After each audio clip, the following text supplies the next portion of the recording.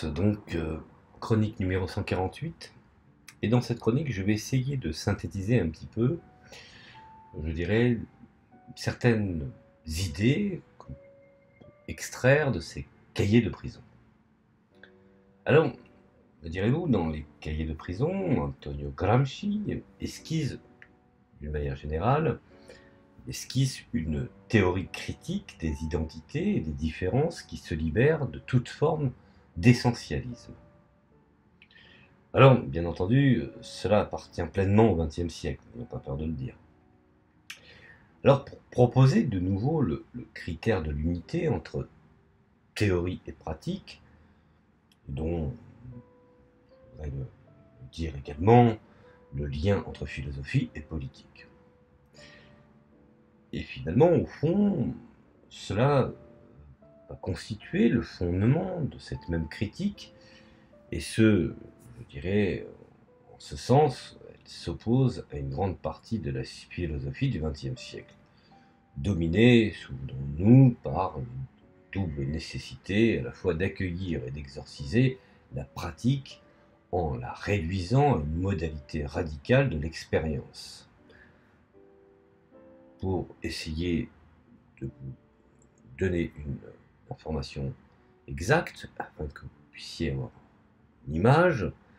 cela se traduit par l'acte, la vie, l'existence. Voilà.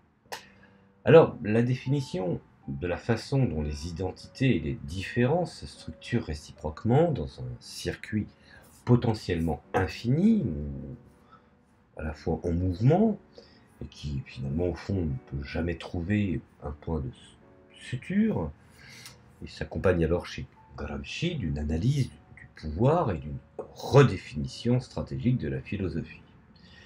Gramsci fut un penseur marxiste tout à fait, je dirais, singulier. On peut constater dans ses œuvres qu'il emploie très rarement le mot de marxisme, ou même de Marx, bien qu'il s'appuie sur la pensée de Marx. Alors je dirais que ces quelques mots résument le marxisme de Gramsci tel qu'il est organisé et repensé dans les cahiers de prison que je vous invite à lire, qui sont fort intéressants. Et ces critiques de l'économisme et du mécanisme, de la notion de mission historique, car c'est en cela que Gramsci se singularise, quand je parle de mission historique du prolétariat, du fétichisme, que Debord a su reprendre plus tard avec la société du spectacle, fétichisme également de la science, en tant que, je dirais, idée précise de la crétinerie universitaire, et en tant qu'effectivement d'idéologie scientifique, de l'historicisme évolutionniste, qui constitue les principales étapes d'une démarche visant à ébranler le monde de la deuxième et la troisième internationale, visant même à supprimer ces éléments culturels du XIXe siècle, incrustés sur cette nouvelle inédite que Marx avait imposée à la science de son époque, et dont, effectivement, ce dernier, dans sa façon de concevoir son propre travail, fut en partie victime. Alors, confronté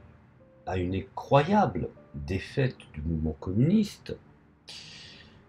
d'abord, n'ayons pas peur des mots, le fascisme, la fin de la révolution, puis le repli dans le socialisme, dans un seul pays, enfermé, je dirais, de surcroît dans une prison, Gramsci trouve quand même la force, je dirais, d'approfondir les apories, ayant constellé la théorie et la pratique du socialisme et du communisme entre le XIXe et le XXe siècle. Et je dirais même qu'il commence cette analyse par une critique minutieuse du corpus du marxisme à partir de son acte fondateur. Il a su mettre à profit toutes ces années de prison pour s'enfermer, enfin, avait-il le choix, afin de approfondir les questions, effectivement,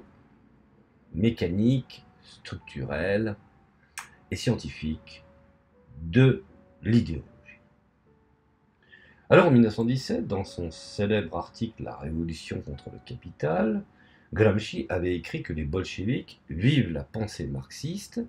celle qui ne meurt jamais, celle qui est la continuation de la pensée idéaliste italienne et allemande, qui avait été chez Marx, altérée par des scories positivistes et naturalistes. Il est impossible d'imaginer, je dirais, une plus forte rupture avec l'orthodoxie. Le marxisme est arraché à son auteur présumé ou fondateur pour être inséré en tant que pensée sans nom précis dans un mouvement qui, esquissé dans l'idéalisme moderne, se projette au-delà de Marx vers la praxis des bolcheviks et franchit toutes les barrières disciplinaires pour aboutir dans une immense, je dirais, insurrection ouvrière, derrière l'emphase des inégénuités et voire même des ingénuités, de la provocation, voilà ce que Gramsci a su apporter comme idée et reprendra finalement au fond comme élément factuel et définitif dans ses cahiers de prison. Pour lui, il faut refuser une certaine orthodoxie, voire l'idée même qu'il puisse y avoir une orthodoxie, une version correcte des opinions de Marx en tant que père fondateur du marxisme. Puisqu'il retient également, puisque Marx ne voulait pas que son idée soit sclérosée, il en a été jusqu'à prétendre qu'il n'était pas marxiste. Il faut bien comprendre pourquoi il rejette effectivement l'idée de lui-même, car il appelle de ses voeux à continuer le travail, même au-delà de lui. Alors il est vrai que dans les cahiers, Gramsci parle d'orthodoxie, mais comment définit-il comme concept vide une marque, je dirais, comment pourrons-nous définir ce marqueur, sorte d'une marque placée, un marqueur placé, privé de contenu, mais là uniquement pour que l'on puisse procéder à une certaine forme de relecture, qu'il n'y ait pas finalement un tampon estampillé, un peu comme le dogmatisme religieux, et afin de permettre une porte ouverte, une sorte de variante, je dirais, libre, qui garantirait une réécriture des textes de Marx, et l'orthodoxie ne doit pas être recherchée en l'un ou l'autre des partisans de la philosophie de la praxis, mais dans le concept toujours en mouvement, concept fondamental que la philosophie de la praxis se suffit à elle-même.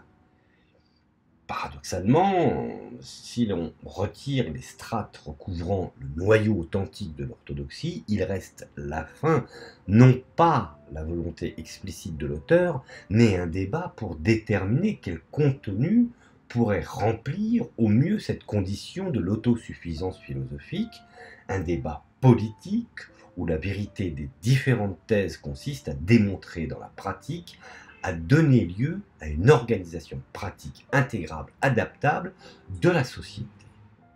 Le paradoxe est poussé, je dirais même à son comble, puisque parce que la paternité, je dirais, de l'orthodoxie est retirée aux individus, y compris même au père fondateur, en l'occurrence Marx,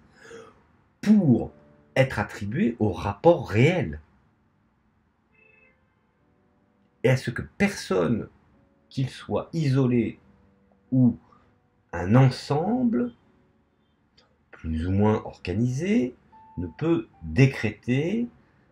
elle est quelque chose que l'on ne peut pas décréter en absolu, parce que tout simplement, elle se fait. La fusion de la philosophie et de la réalité, ça, il faut bien le comprendre, c'est-à-dire, dans le cas d'espèce de Gramsci, c'est-à-dire la révolution, le terme, je dirais, fondamental, qu'on retrouve dans les écrits du jeune Marx,